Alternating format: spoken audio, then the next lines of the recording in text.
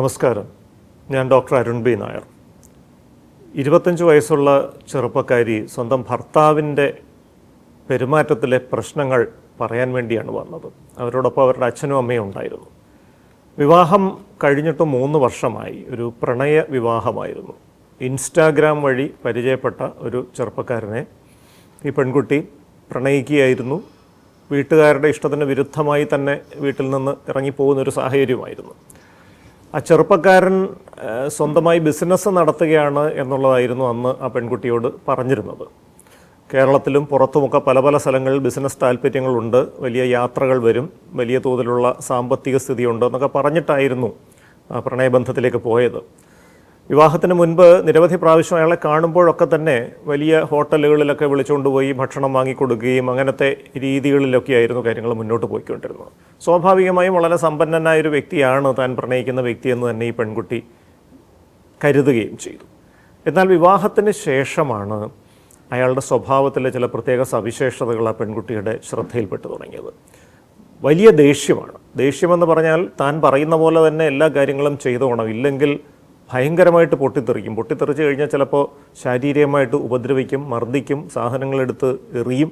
ഇങ്ങനെയുള്ള രീതികളൊക്കെ വളരെ പ്രകടമാണ്. ചിലപ്പോഴെങ്കിലുമൊക്കെ മദ്യപിച്ചിട്ടും ഒക്കെ ആയിരിക്കും വരുന്നത്. ഇതൊക്കെ ചോദ്യം ചെയ്തു കഴിഞ്ഞാൽ അദ്ദേഹത്തിന് തീരെ ഇഷ്ടമല്ല എന്നുള്ളതാണ്.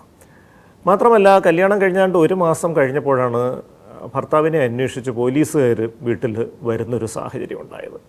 എന്താണ് കാര്യമെന്ന് ആ പെൺകുട്ടി ചോദിച്ചപ്പോഴാണ് പോലീസുകാർ പറയുന്നത്, ഭർത്താവിൻ്റെ പേരിൽ നിരവധി കേസുകളുണ്ട്.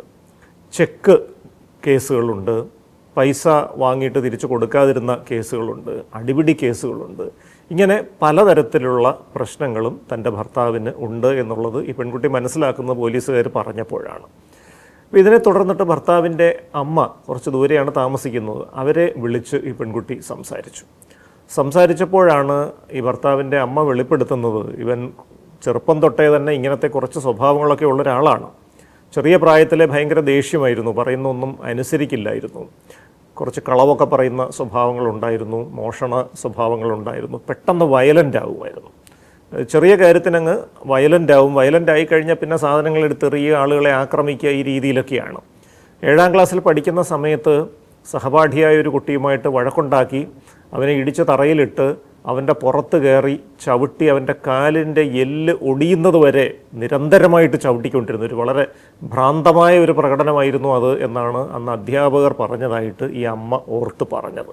കാരണം സാധാരണ കുട്ടികൾ തമ്മിൽ അടി കൂടുമ്പോൾ തള്ളിയിട്ട് കഴിഞ്ഞാൽ, ഒരാൾ വീണ് കഴിഞ്ഞാൽ അവിടെ ആ ഒരു വഴക്ക് തീരുകയാണ് പതിവ്. ഇതങ്ങനെയല്ല. ഒരാളെ അടിച്ചിട്ട് അയാളുടെ പുറത്ത് കയറിയിരുന്ന് ഇടിച്ച് മുഖമൊക്കെ ഇടിച്ച് വികൃതമാക്കി അയാളുടെ കാലിൽ ചവിട്ടിയ കാലിലെ എല്ലുകൾ, 2 കാലിലെയും എല്ലുകൾ ഒടിക്കുന്നത് വരെ ആ ദേഷ്യം വല്ലാതെ തുടർന്നു പോയി എന്നുള്ളതാണ്. അപ്പോൾ നമ്മൾ നേരത്തെ ഒരു എപ്പിസോഡിൽ കുട്ടികളിലെ കോണ്ടക്റ്റ് ഡിസോർഡർ എന്ന് പറയുന്നൊരു അവസ്ഥയെക്കുറിച്ച് ചർച്ച ചെയ്തിരുന്നു. മോഷണവും കളവ് പറച്ചിലും ദേഷ്യവും ഒക്കെ ശീലമായിട്ടുള്ളൊരു അവസ്ഥയാണത്. പലപ്പോഴും ക്രൂരമായ രീതിയിൽ മൃഗങ്ങളോടും മനുഷ്യരോടും ഒക്കെ പെരുമാറുക, അത് കണ്ടിട്ട് ആ ക്രൂരതയ്ക്ക് വിധേയരായി അവർ വേദനിക്കുന്നത് കണ്ടിട്ടൊരു ആഹ്ലാദം അനുഭവിക്കുന്നൊരു മനോനിലയാണിത്.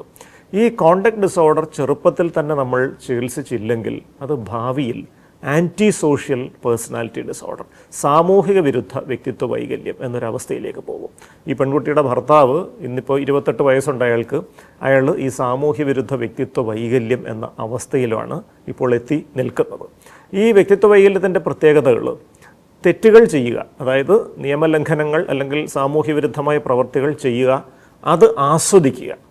ഇനി മറ്റുള്ളവരൊക്കെ എത്രയൊക്കെ അതിനെ കുറ്റപ്പെടുത്തി പറഞ്ഞാലും അതിലൊന്നും യാതൊരു നിലപാടിലും മാറ്റവും വരുന്നില്ല. ആ കാര്യങ്ങളൊക്കെ ചെയ്ത് ശരിയാണ് എന്ന് ഉറച്ച് വിശ്വസിക്കുക. മറ്റൊരാളെ കുത്തിക്കൊന്നാൽ പോലും ആ കുത്തേറ്റ വ്യക്തി അത് അർഹിക്കുന്നു, അവനത് ഇരന്ന് വാങ്ങിയതാണ് എന്ന മട്ടിൽ സ്വന്തം പ്രവൃത്തികളെ ന്യായീകരിക്കുന്ന ഒരു സ്വഭാവം ഉണ്ടാവും. വണ്ടി ഓടിക്കുമ്പോഴും ആളുകളോട് ഇടപെടുമ്പോഴുമൊക്കെ അവനവൻ്റെ സുരക്ഷിതത്വവും ബാക്കിയുള്ളവരുടെ സുരക്ഷിതത്വവും കൂടെ അപായപ്പെടുത്തുന്ന രീതിയിലുള്ള ഒരു വേഗതയും ചടുലതയൊക്കെ ഇവർക്ക് കാണും. ഹൈ സ്പീഡിൽ വണ്ടി ഓടിച്ചു പോകും. വീട്ടിൽ ആ വണ്ടിയിലിരിക്കുന്ന സ്വന്തം ഭാര്യയും മക്കളും ആണെങ്കിൽ പോലും അവരുടെ സുരക്ഷിതത്വം ഒന്നും പരിഗണിക്കാതെ അതിവേഗത്തിലായിരിക്കും ഓടിക്കുന്നത്. അപകടങ്ങൾ വരുന്ന തരത്തിലുള്ള ഒരു സംഗതി, ഒരു ഹൈ റിസ്ക് ടേക്കിംഗ് ബിഹേവിയർ. ഈ വലിയ അപകടങ്ങൾ ഉണ്ടാവാൻ സാധ്യതയുള്ള പെരുമാറ്റങ്ങളാണ് ഇവർക്കൊരു ത്രില്ല് കൊടുക്കുന്നതെന്ന് പറയാം. ഇവർ കുറ്റങ്ങൾ ചെയ്തുകൊണ്ടേയിരിക്കും, ആ കുറ്റങ്ങൾ ആസ്വദിച്ചുകൊണ്ടേയിരിക്കും.